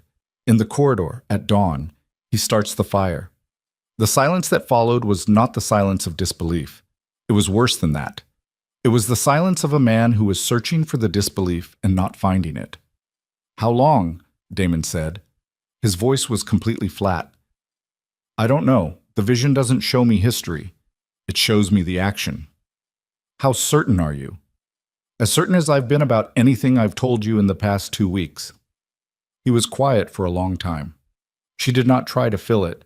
She had learned in 14 days in close quarters with this man that his silences were working silences and interrupting them cost more than it gained. 6 years, he said finally. Not to her, to the room, to the number itself and what it contained. She waited. 6 years, he said again, and his voice had moved from flat to something she had no clean name for. The specific register of a man absorbing a weight that was too large to absorb all at once, and so he was taking it in increments, each repetition carrying another piece of it down into somewhere he could hold it. She understood that. She had done the same thing with her parents at 8 years old. You said the fact out loud until it stopped being impossible and started being real. It took however long it took. "I need him in position tomorrow," she said. "I need the plan to run the way he expects it to run until the outer engagement is locked. If he breaks routine, the coordinating entity adjusts. I know, Damon said, which means you have to sit across from him at the pre-dawn briefing and give him nothing. I know. Damon. I said I know. His voice was sharp at the edges. Not at her. She recognized the direction of it, which was inward, the anger of a man cutting himself on the shape of his own blindness. 6 years. Every briefing. Every decision that required the beta's counter-signature. Every night the patrol schedule sat on Cole's desk before it went to the Rangers. She had been worried about how he would absorb this. She was less worried now. What she heard in his voice was not the shattering kind of anger. It was the kind that consolidated, that took the shock and the grief and the betrayal and compressed them into something dense and functional, the way a man hit hard enough to break either falls or gets harder. And Damon Blackthorne was not the kind of man who fell. Who else? He said. Nobody else. Webb is the information conduit. Cole is the inside action. They may not even know about each other. Compartmentalized operations usually keep the pieces separate. So they don't know I know about either of them. Not if we've been careful, and we have been. He stood up. She heard him move to the window, the same move he'd made in the map room the night she came back, when she told him about Webb. A man whose body needed space to think. Tell me the corridor again, he said. She told him. The Eastern Storage Corridor, the fire timing, the 12-minute window at dawn during the patrol transition. She told him where Roan Vesper needed to be positioned. She told him what she needed from the warrior and what she needed from Damon and what the sequence looked like if it held. And if it doesn't hold, he said, then you'll know because the fire starts early or the outer line breaks before the engagement locks. If either of those happen, Roan pulls me out of the corridor and I'm no longer part of the equation. Your warriors know the 3-direction formation from the false rotation. They can hold 2 of the 3 without my guidance. The third is where the false northern rotation puts your heaviest force. That holds regardless. And the 4th vector. The 4th vector is what I can't see if the plan breaks down. That's the risk. There's always a risk you can't see, he said. It was not a complaint. It was the observation of a man who had been running operations under uncertainty for 10 years, settling the weight of it into his bones. Yes, she said. He turned from the window. Get 2 hours of sleep, he said. I need you clear-headed at the briefing. She turned toward the door. Celine. She stopped. She had lost count of how many times he had said her name at a door. Whatever happens tomorrow, he said, and then he stopped. She waited. I heard you, he said, the night you came back. What you said about why you came, that it wasn't the bond. Yes. I need you to know that I heard it and I'm not... He stopped again. She heard him pull a breath. I'm not going to ask you for things you haven't offered, but there are things I need to say to you when this is finished, and I need you to still be in that corridor when I get there. She stood with her hand on the door and the darkness around her and the pre-dawn cold coming through the cracked window, and she thought about 300 wolves in a vision of fire and a man who was going to sit across from his beta in 4 hours knowing what he knew. And she thought about what it cost to hold a thing that size inside a normal face. I'll be there, she said. She went back to her room and lay down and closed her eyes and listened to the hall breathe around her until the sky outside, which she could not see but could feel in the change of the air's temperature, began its long slide toward gray. The pre-dawn briefing lasted 22 minutes. She sat at the table's far end and said nothing and listened to Damon Blackthorne run the most important operational briefing of his tenure in the voice of a man reviewing routine patrol augmentation for a border that had been showing pressure for 2 months. He was precise. He was calm.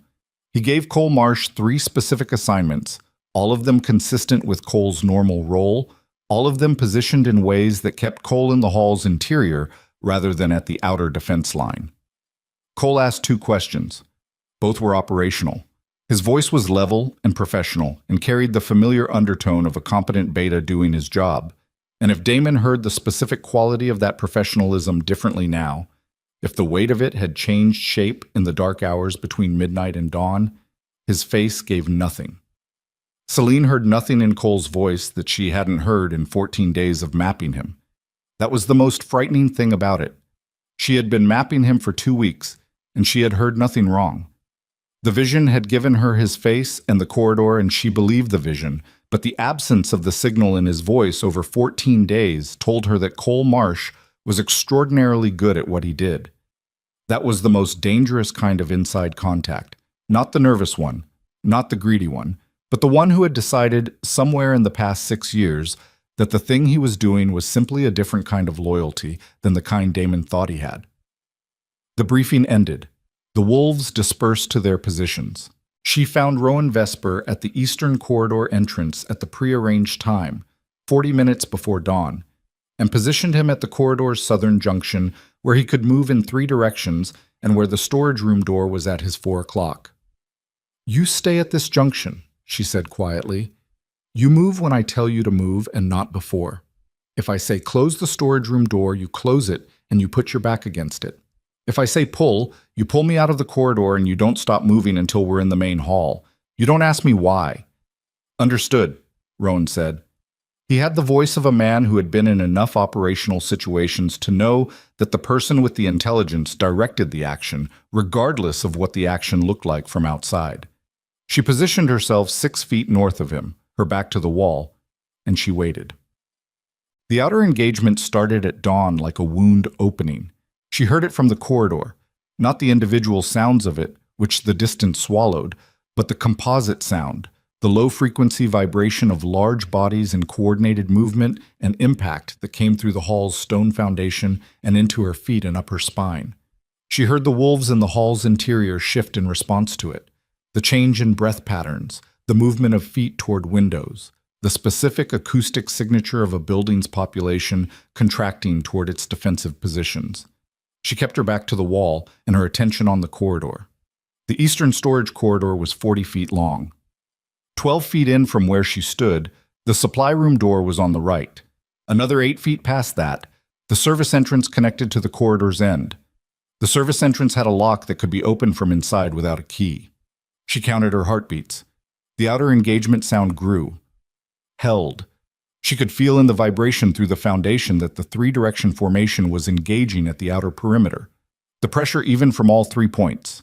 Disciplined, rehearsed. The false northern rotation would be meeting the 4th vector now.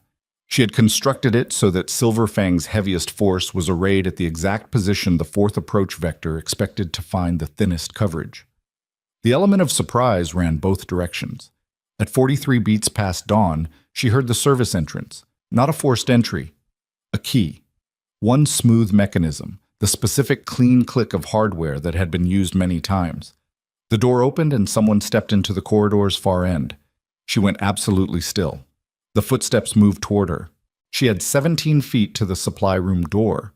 The footsteps were heavy, even-paced, the gait of a large man who knew this corridor and was not moving like someone in a hurry because there was no urgency yet, not from Cole's perspective. He had a 12-minute window, and he was 4 minutes in. He stopped at the supply room door. She heard him try the handle. The door was locked. She had asked Damon to lock it before the briefing without explaining why, and Damon had done it without asking. Cole went still at the locked door for 3 full seconds. She heard him think, or rather she heard the absence of movement that was the physical expression of thinking, the recalculation, the rapid assessment of a man who had found one variable out of place. He turned. She was certain in that moment that he could see her, that the corridor's available light from the far window caught her where she stood against the wall, and he was looking directly at her. She held still and breathed slow, and kept her face doing nothing, because she could not see him, but her stillness had never depended on what she could see. "Celine Ashwood," Cole said. His voice was calm. Not the flat calm of surprise, the steady calm of a man reassessing his options in real time. "Cole," she said. A silence. "How long have you known?" he said. "Long enough." She heard him shift his weight, not toward her, sideways. The movement of someone positioning rather than advancing. She heard his hand go to the storage room door handle again, a reflexive test of the lock, and the lock held. "The outer engagement is going to be over in 20 minutes, he said, "one way or another." "I know. And you're standing in this corridor alone." "I'm not alone," she said. She heard Rowan Vesper push off the wall at the junction and step into the corridor's southern end. She heard Cole register the footsteps, the half-second stop in his breathing that was recognition. "Roan," Cole said. Roan said nothing. "This is a mistake," Cole said. His voice had moved now. She could hear the edge under the calm, not panic but the specific pressure of a man whose plan had lost its architecture and who was rapidly constructing a new one from whatever material was available. "What's coming through those outer walls doesn't stop because you locked a door. The coordinating entity doesn't fold because you caught one thread. You don't know how deep this runs." "I know deep enough," Celine said. "You know what I showed you, what you could hear from corridors and kitchens." A pause. "You don't know what Damon doesn't know. You don't know what this pack has done in the territories to the west, what debts are owed, what the families of the Ridgeback Wolves think about what happened to their eastern settlement 3 years ago. You don't know what I know." She heard it in his voice then, the thing she had missed in 14 days of mapping. It was not contempt, it was not greed. It was something older and more complicated. Conviction. Cole Marsh had not been bought. Cole Marsh had decided. That was the most dangerous thing she had heard in this entire operation, and she filed it immediately and kept her voice level. "Then you'll tell Damon what I don't know," she said, "when this is finished." "Damon won't." The hall's exterior shook. Not a vibration this time, but an impact, the specific bone-deep concussion of a structural hit on the outer perimeter, and she felt it through her feet and in her back teeth, and heard the interior of the hall erupt into coordinated movement, boots, commands, the sharp, organized noise of wolves who had drilled this response shifting into it without hesitation. She heard, under all of that, the outer engagement change pitch. She had built the false rotation to hold. She had positioned Silverfang's heaviest force at the fourth vector, but she was standing in a corridor in the hall's interior and the battle was outside, and what she was doing right now had to be finished before Damon's attention could come here. "Roan," she said. Roan was already moving. Cole Marsh did not make it easy. She heard the struggle from where she stood against the wall. The specific sounds of 2 large wolves in a confined space, the grunt of impact, the scrape of boots on stone, a body going into the corridor wall hard enough to crack the plaster. Roan was skilled, and Cole was stronger than he looked, and the corridor was 40 feet long with no room to establish distance. She heard Cole break Roan's grip once, heard him move toward the service entrance. "North end," she said, loud and sharp. She heard Roan redirect, heard the collision at the service entrance, both of them hitting the door together, the door holding. The lock Damon had put on the service entrance from the outside this morning because she had asked him to lock both doors before the briefing holding under the impact. The second door. She had not told Cole about the second door. The struggle went to the floor. She moved to the wall and pressed flat against it and held her position and listened to the sounds of the fight with the specific focused attention she had been using to navigate the world for 23 years, tracking the positions of both bodies in the dark by sound and breath, and the vibration of impact through the stone floor. Roan got the hold on the third attempt. She heard Cole's breathing change, the particular change that happened when a man's airway was compromised, the shift from combat breathing to the involuntary biology of someone who had run out of options. "Stop," she said, to Rowan. Roan stopped, held position. She heard Cole breathing in the controlled way of a man managing pain. She crossed the corridor to where she had heard him go down and crouched to his level. She could feel the heat of his body from 2 feet away, the specific fever warmth of combat exertion, sweat and blood, and the particular electricity of a man who had just understood completely that the thing he'd been building for 6 years was finished. "I'm going to ask you one question," she said, "and you're going to tell me the truth because you're intelligent enough to know that the only card you have left is the information Damon doesn't have.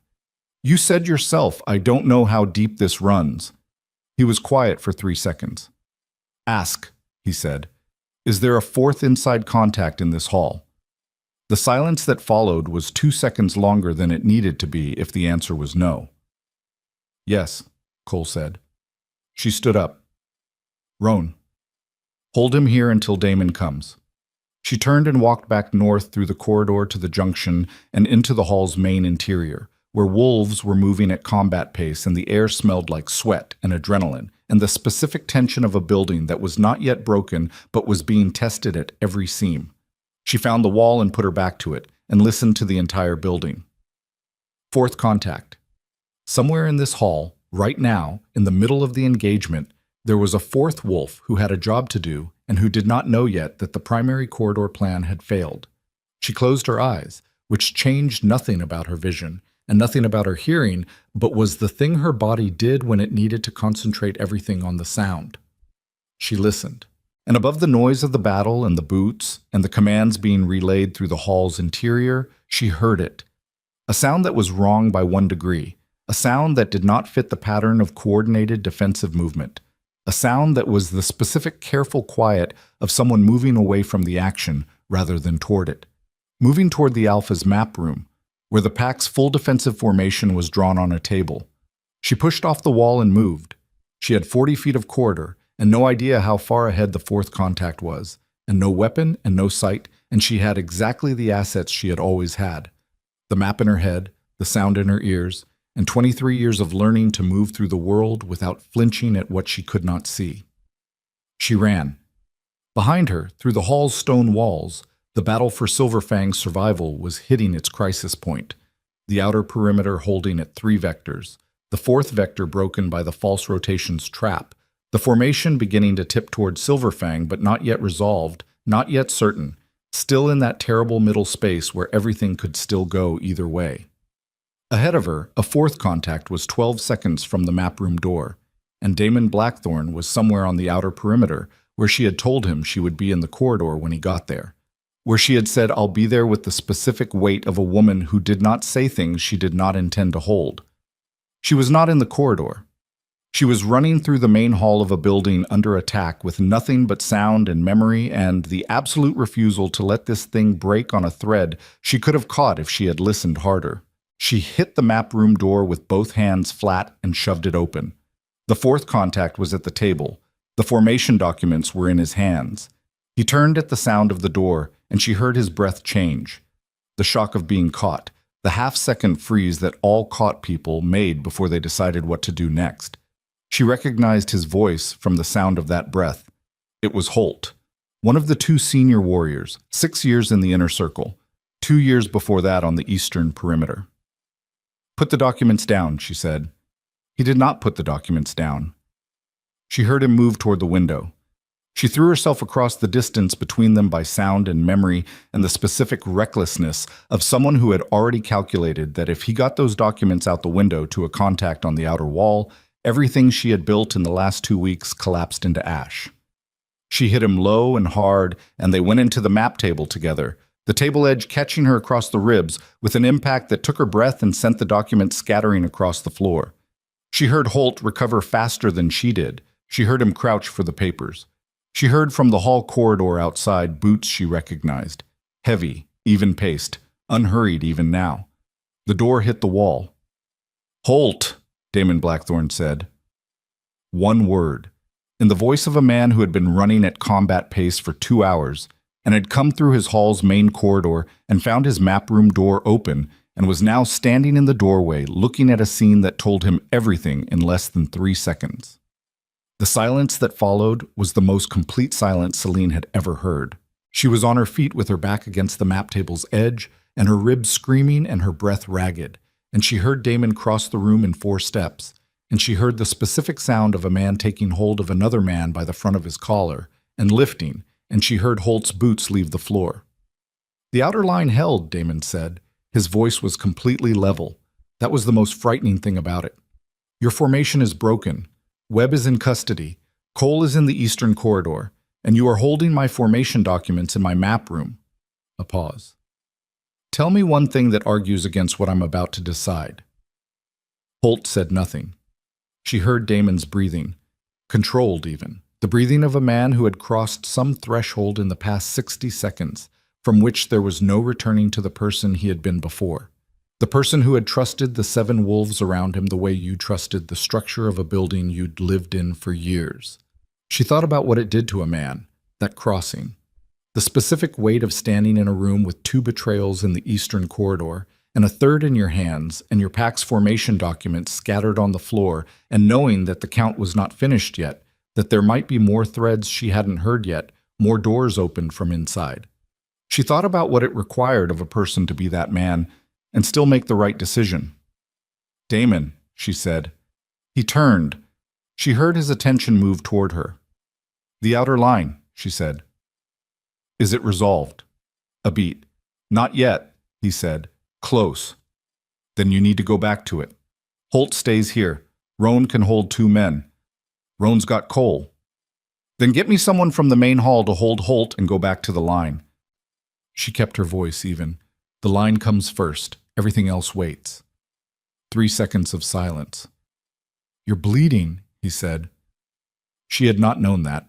She put her hand to her ribs and felt the dampness. The map table edge had caught her harder than she'd registered, or Holt had clipped her in the collision. She couldn't be certain which. "It's not serious," she said. "You don't know that." "I know it's not stopping me from standing upright. The line, Damon." He held for 1 more second. Then she heard him call into the corridor, and a wolf appeared and took Holt's arm. And she heard Holt's boots on the floor as he was taken out, and then the room was just her and Damon and the scattered formation documents, and the sound of the outer engagement still running its course through the stone walls of the hall. He crossed to her. She heard him stop 1 foot away. She heard him pick up something from near her feet, one of the scattered documents, and then set it on the table. "When I get back," he said. His voice had dropped to the register he used when there were no other people in the room and no positions to maintain and nothing left to perform for anyone. She had heard it 3 times in 2 weeks. She was learning the specific shape of it, the way it sat lower in his chest than his operational voice, the way it carried a directness that his public voice parceled out in controlled amounts. "When you get back," she said. She heard him turn toward the door. "The 4th contact was Holt," she said. "That's 3. Check your outer perimeter commanders before you commit to the final push. If there's a 5th, they'll be in a position to open a gap from inside the formation." He stopped at the door. She heard him absorb that. "How many more?" he said. "I don't know," she said. "I only see what I see." A long pause. "Stay in this room," he said. "Don't move until I send someone." "Damon, please," he said. She had not heard him use that word before.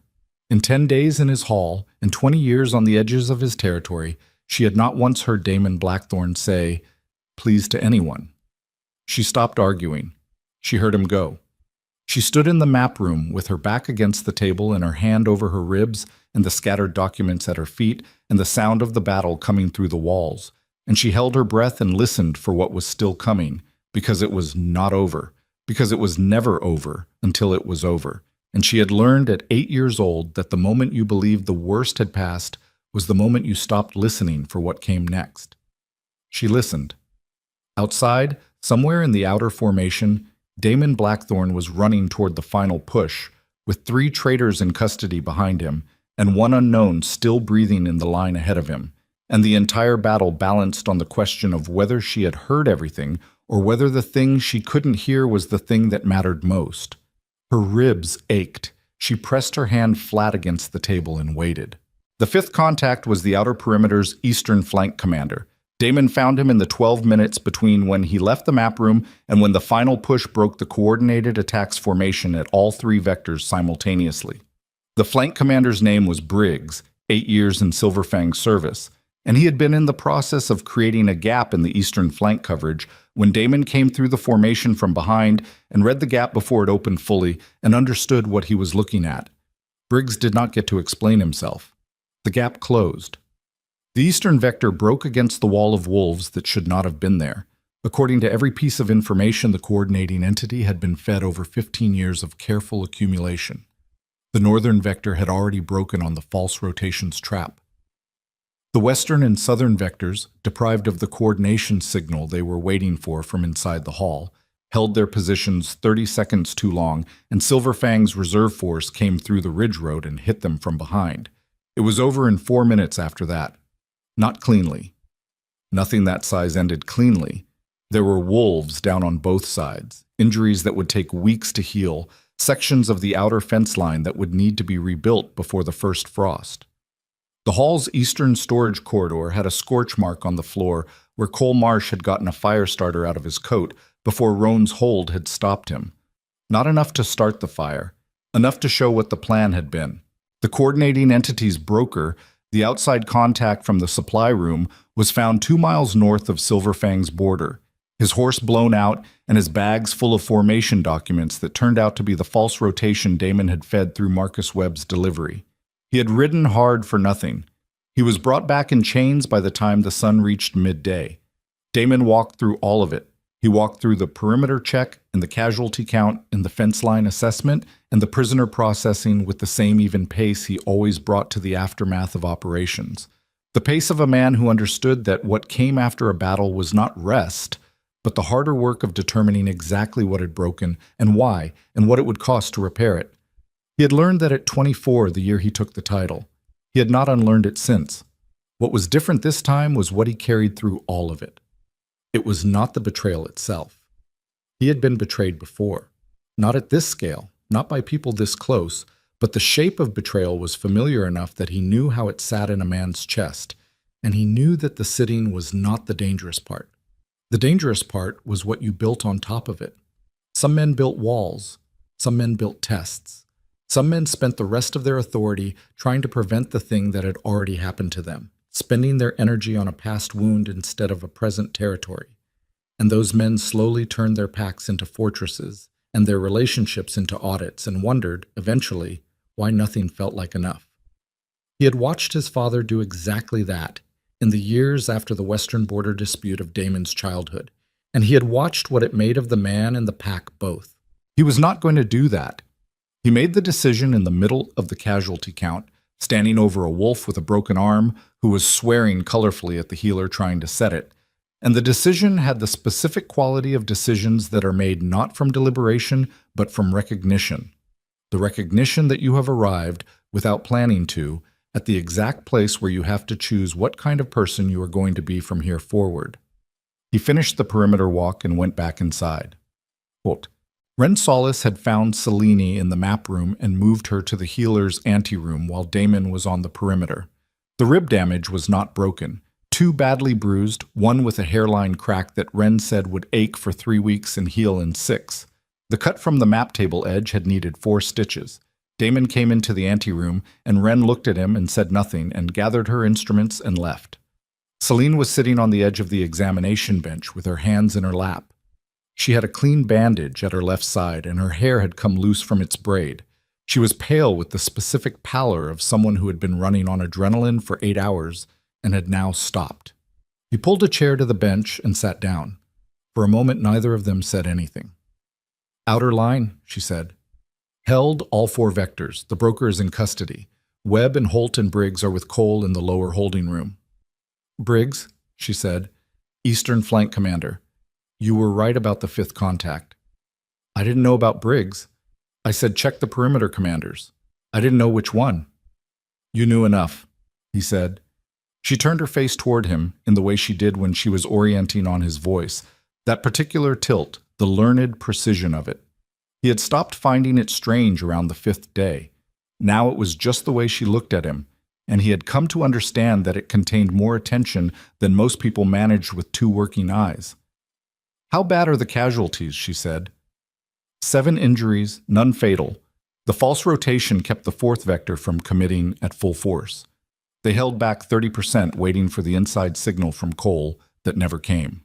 The 30% that held back is what kept the casualty count where it is. She was quiet for a moment. 6 lives, she said. It was not a calculation. It was the specific weight of someone who had been carrying numbers in their head for months, and now knew which number mattered. At minimum, he said. She nodded once and looked down at her hands. He watched her do it. He watched her sit with whatever she was sitting with, and he did not try to redirect it or resolve it because he had spent enough time in close quarters with her to understand that she processed things fully and in her own sequence, and interrupting that sequence did not help her. It helped the person watching who was uncomfortable with the silence. He was learning to be comfortable with the silence. After a moment, she said, Cole? Yes. What are you going to do with him? He had been thinking about that since the Eastern Corridor. He had not finished thinking about it. What do you know about his reasoning? He said. You said conviction, not greed. He believes Silverfang owes a debt to the Ridgeback families from 3 years ago, whatever happened on the Western Territories. He said you don't know what he knows. Damon was quiet for a moment. 3 years ago, we had a boundary dispute with the Ridgeback Outer Settlements, he said. I resolved it by pulling Silverfang's claim on 2 contested parcels rather than going to pack war over them. The Ridgeback Elder Council accepted the resolution. He paused. Cole was the one who negotiated it. He was in those settlements for 6 weeks. And he saw something there, she said, or learned something. Apparently. Whatever he learned, it turned him, not quickly. Something that builds over years doesn't break in a moment. Oh, she paused. I'm not saying that changes what he did. I know you're not, he said, but it changes what I need to do with it. He looked at his hands, the knuckles cut from the perimeter work, the specific damage of a man who had spent the morning fighting, and thought about 15 years and 6 weeks in Ridgeback territory, and the gap between what a beta told his alpha and what he kept behind his teeth because he had already decided his alpha wouldn't understand. I should have known, he said. You couldn't have known. I should have built the kind of relationship where he could tell me. He said it without accusation, without the self-flagellation that would have been easier and less useful. He said it as a fact, the way he cataloged the fence line damage, not to punish himself, but to know what needed to be rebuilt. 6 years at my right hand, and I don't know what he saw in Ridgeback. That's on me. She was quiet for a moment. Then she said, He made his own choices? Yes, and I made mine. Both things are true. The room was quiet with the particular quiet of late morning after a long night, the quality of air that had been through something and was settling back to itself. Through the anteroom's small window, he could hear the sounds of the pack at work, the perimeter teams, the healers moving between positions, the specific functional noise of a settlement that had been hit and was already assessing and beginning. That sound was the one he loved most about Silverfang. He had never said that out loud before. He wasn't sure he had ever known it consciously until this moment, listening to it from a healer's anteroom with 4 stitches in his arm and a woman sitting 2 feet from him who had seen all of this coming and had come back anyway. I need to say something to you, he said. You said that last night. I'm saying it now, he said. Before we go back out there and it becomes the thing I meant to say and didn't. She turned her face toward him and waited. He thought about how to begin and then decided that the architecture of how to begin was a way of managing the distance between himself and the thing he needed to say, and he was done managing distances. I stood on that dais 8 months ago, he said, and I looked at you and I made a calculation. Pack capability, territorial authority, what our enemies would read from the bond the stone gave me. I ran the numbers and I made the call and I believed I was making it for the right reasons. He paused. What I was actually doing was deciding that the value of a person could be determined in 60 seconds by what they could do in a wolf hunt or a border negotiation. That I could look at a blind woman in a gray dress and know what she was worth to my pack. He looked at her directly. I was wrong about that in every possible way. I was wrong about it in the way that costs things you can't get back. She sat with it for a moment. She didn't rush to answer and she didn't deflect it. You were also right that a pack under territorial pressure needed a Luna who could perform specific visible functions, she said. That part wasn't wrong. That part wasn't wrong, he said. The part that was wrong was believing that was all there was to see. Yes, she said. That part. A silence. I'm not asking you to forget it, he said. I know that's not how it works. I'm asking you to let me earn something different going forward. Not the bond. I know you're not here for the bond. I know you came back for 300 wolves and not for me. I'm asking you to let me prove to you over time that I am capable of being someone whose judgment you can trust, not as the alpha, as a person. She was quiet for long enough that he felt the specific discomfort of a man who has said the true thing and has no control over what happens to it next. Then she said, You just sat in a healer's anteroom after an 8-hour battle and told me what you did wrong without being asked and without trying to justify it. Yes. That's not nothing, she said. It's not enough either. No, she said. It's not enough. But it's where enough starts. She paused. I told you the night I came back what this was and what it wasn't. I'm not changing that. What happens between us happens because we both choose it and not for any other reason. Understood. And I have conditions. Tell me. She straightened on the bench, adjusting her weight off her injured side with the careful economy of someone managing pain without making it the center of the room. I want full access to pack intelligence, not as a resource you consult, as a working member of the inner council. What I hear and what I see has operational value, and I am done managing it through corridors and supply room doors. Done, he said. The Eastern Settlement Ward system needs to be restructured. The wolves there are not managed resources. They are pack members without family support. The difference matters, and the budget and the oversight structure should reflect it. I'll put you in charge of the restructuring. I'm not done. I know, he said. Keep going. She kept going. She had 4 more conditions. They were specific, operational, and each one pointed at a gap in how Silverfang ran that she had spent 20 years on the inside of, watching from the kitchen tables and the welfare lines and the edges of pack gatherings. He listened to all of them. He agreed to 3 without qualification. The 4th he pushed back on, not the substance of it, but the timeline she proposed, which he told her was aggressive given the current state of the perimeter and the intelligence restructuring they would need to do after 5 inside contacts in 6 years. She adjusted the timeline by 30 days. He accepted it. When she finished, the room was different than when she'd started. Not in any physical sense, but in the way that spaces changed when the people in them had said something real and both parties had survived the saying of it. He had been in enough negotiations to know the quality of an agreement that would hold versus one that was performed for the moment. This one would hold. He could feel the architecture of it, built from the specific materials of 2 people who had been through enough together to know what each of them was. One thing from me, he said. What? The pack gathers tomorrow. I need to address what happened, the inside contacts, the attack, the defense, and I need to address the ceremony. 8 months ago in front of everyone. She was quiet. I'm not asking your permission, he said. I'm telling you it's happening because you deserve to know it's happening before it does. And because how I say it should be accurate. What do you want to say? She said. That I was wrong. That what I called a liability was the thing that saved this pack. That the woman I rejected in front of every wolf in this territory came back when she had every reason not to and held this hall together while I was on the perimeter. He paused. And that Silverfang owes her a debt that the pack is going to spend a long time finding ways to honor. She turned her face toward the window. He watched her profile in the anteroom's pale light, the set of her jaw, the particular stillness she carried that he had first read as absence and now understood was the opposite of absence.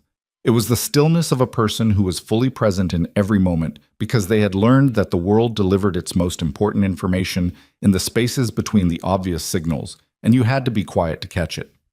Say what's accurate, she said finally, not what sounds good, not what the pack needs to hear to feel better about what they did. What's accurate? What's accurate is all of that, he said. She nodded once. Mum. The pack gathered the following morning on the same ground where the bonding ceremony had been held 8 months before. The bonfire was not lit. It was morning. The damage to the outer perimeter was visible from the gathering ground, and the mood was not the mood of ceremony. It was the mood of a pack that had survived something and was still taking inventory of itself. Damon stood on the same granite dais. He spoke for 11 minutes. He told them about the inside contacts, all 5 by name, with their roles and the scope of what they had compromised. He told them about the coordinated attack and the false rotation and the 4th vector trap. He told them about the casualties and the status of the prisoners and what came next for Silverfang's intelligence and border structures. Then he told them about Celine Ashwood. He told them what she could do and how long she had been doing it, and where she had been in the 8 months between the ceremony and the day she walked back through the eastern border. He told them about the eastern settlements she had protected and the warnings she had delivered and the vision that had brought her back to a pack that had rejected her in front of everyone who mattered. He told them she had identified the traitors, built the plan that neutralized the coordinated attack, held the eastern corridor alone, and taken the map room with 2 bruised ribs and 4 stitches before it was over. He told them he had been wrong, not in the managed, partial way of a leader acknowledging an error while keeping his authority intact. He said it with the full weight of the fact. He had stood on this ground and looked at a woman who could not see and decided she was a liability, and he had been wrong in a way that could have cost every wolf in this territory everything, and it had not cost them everything because she had been better than his assessment of her. The gathering ground was completely silent. He looked at 300 wolves in the morning light, the faces he knew and the faces he had never bothered to learn the names behind, and the faces of the wolves from the eastern settlement who stood in their usual position at the back of the crowd, the ones who had watched the ceremony 8 months ago from the rope line. And he said, "Silver Fang has a debt. We start paying it today." He stepped down off the dais. Celine was standing at the base of the granite steps, where she had stood 8 months ago in a gray dress, with her hair braided and her face turned toward a voice she had already mapped through 20 years of careful listening. The crowd saw it and was silent. He stopped 2 feet from her, same distance as before, but he did not turn to face the crowd. "In front of everyone who watched 8 months ago," he said, low enough that it was for her, "I want to ask you something." "Ask," she said. "Will you stand with me? Not because the stone said so, because you choose to." She was quiet for a moment. 300 wolves did not move. "Not yet," she said. He heard several people in the crowd draw breath. "I know," he said. "But ask me again," she said. "In a year, when you've done the things you said you were going to do. When the Eastern Settlement has what it needs, and the Intelligence Council is built, and the Ridgeback families have been heard." She paused. "Ask me again when you've earned the answer." He nodded. "Then I'll ask you again," he said. She turned toward the gathering ground with her head up and her hands at her sides and the morning light on her face, and she stood there in front of 300 wolves, and she was not performing anything for them. She was simply standing on a piece of ground that had once been the site of her public rejection, and she was standing on it differently than she had before. Not because someone had given her permission to stand there, but because she had walked back through the border stones by choice, and held the hall's eastern corridor by choice, and set the conditions of her own presence in this territory by choice. And the ground underneath her feet was the same ground it had always been, and she was not the same woman. The crowd did not cheer. It was not that kind of moment. What went through 300 wolves was something quieter than a cheer. The specific sound of a pack recalibrating its understanding of what it had seen and what it had missed, and what those 2 things meant about the work they had in front of them. What? The year that followed was not easy, and it was not romantic, and it did not resemble the way stories usually went when they were being told rather than lived. The Eastern Settlement restructuring took 4 months and 3 arguments between Celine and the PAC's Budget Council, and one final appeal to Damon that he resolved in her favor on the grounds that she had been right about everything else, and the Budget Council had not predicted a coordinated attack on the main settlement, so perhaps their assessment of what Silverfang could and could not afford was worth revisiting. The Intelligence Council took 6 months to build, because building it required identifying every wolf in the pack whose information access could have been a vector for the inside contacts over the past 15 years. And that meant examining 6 years of Cole Marsh's records, and 15 years of Marcus Webb's administrative logs, and 8 years of Holtz and Briggs' perimeter assignments. Celine worked on it for 3 hours every morning in the map room with the PAC's new intelligence officer, a woman named Petra Dunn, who had been among the 7 inner council members and had been cleared early, and whose speed and precision Celine came to rely on in the specific way you came to rely on a person who did their work with the same quality every time, regardless of what the day brought. Cole Marsh gave a full account of what he had seen in Ridgeback and why he had done what he had done. Damon listened to the full account before he made his decision, which he had told Celine he was going to do, and which she had told him she thought was correct. What Cole had seen in the Ridgeback settlements 3 years ago was documented and investigated. Some of it pointed at decisions Damon had made without full information. Some of it pointed at things that had gone wrong in the PAC's Western operations before Damon had taken the title. None of it justified what Cole had chosen to do with the information, which Cole himself acknowledged in the account. Damon restructured the Western Territory approach based on what the account revealed. He did not tell the PAC what had driven Cole's choices, until after the restructuring was complete and the affected families in Ridgeback had been formally addressed. He told Celine he did it in that order because the acknowledgement meant more if it came with action rather than before it, and she agreed with him. And it was the first time they had agreed on something involving pack governance without any negotiation at all. She noted it. She did not say anything about it. She was learning, in her own time and on her own terms, the specific texture of a man who was changing, not performing change, not apologizing his way through the motions of change, but actually doing the slow, unglamorous work of becoming different from what he had been. It looked nothing like the stories. It looked like 3 hours in a budget meeting on a Tuesday. It looked like a decision reversed when new information required reversing it. It looked like a man standing in the Eastern Settlement's communal house on a cold morning, talking to the wolves who lived there, not about what the pack could offer them, but about what they had been denied and for how long. It looked like listening. For a long time, mostly, it looked like listening. She heard it all. She heard the quality of his attention change over months the way light changed over seasons, not in any single moment, but in the accumulated shift from one state to another, from the attention of a man managing his territory to the attention of a man who was beginning to understand that managing was not the same as leading, and leading was not the same as earning. The year passed. The Eastern Settlement had its new structure and its new budget allocation, and 3 wolves who had never had titles before had coordinator roles with real authority and real accountability. The Intelligence Council had been operational for 6 months and had already identified 2 low-level information leaks in the border settlements that would have gone undetected under the old system. The outer perimeter had been rebuilt and improved, and the northern patrol rotation was now randomized in a pattern that Celine had designed, which required no documentation because it lived in her head, which she had pointed out to the Budget Council as an advantage, and which the Budget Council had accepted with less argument than she expected. Damon asked her again on a morning in late autumn, 1 year to the month after the battle. They were in the map room, which had become in the past year the room where they did their best work together, not because it had been assigned that function, but because it was where they had both been most honest, and the room had accumulated that quality the way rooms did. He had come in after the morning briefing, and she was already there, her hands working through the randomized patrol schedule in her head, and he sat down at the table and was quiet for a moment and then said her name. She turned her face toward him. "It's been a year," he said. "I know. I want to ask you again." She was quiet. She let the room settle around the question. Outside, through the window, she could hear the pack at its morning work, the Eastern Settlement's coordinators doing the 9 o'clock check-in that she had built into the new structure, the Border Intelligence team's shift rotation, the sound of Silverfang operating at a level of functional health it had not had a year ago. She heard all of it. She heard him breathing 2 feet away, steady, not performing patience, actually patient in the way he had become patient over the course of a year of being told when he was wrong and accepting it and adjusting.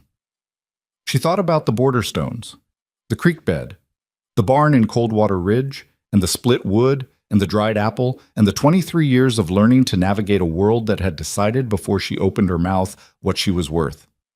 She thought about what it meant to choose, not to accept, not to yield, not to settle for the shape that fate or the stone or anyone else had carved out for her.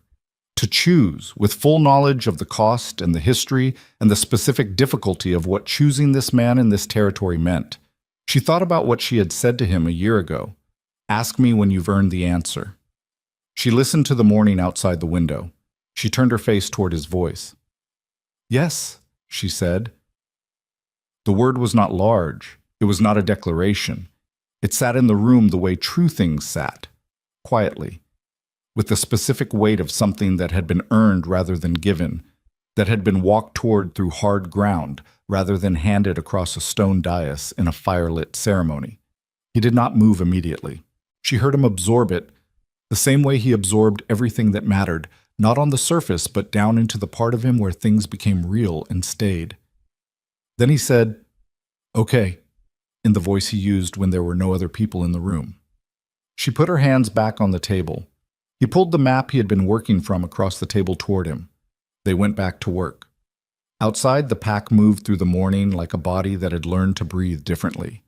Not because the hard things were finished, because they were not finished, because they were never finished, but because the people guiding it had been through enough to know the difference between strength that protected itself by keeping everyone out and strength that built things that lasted.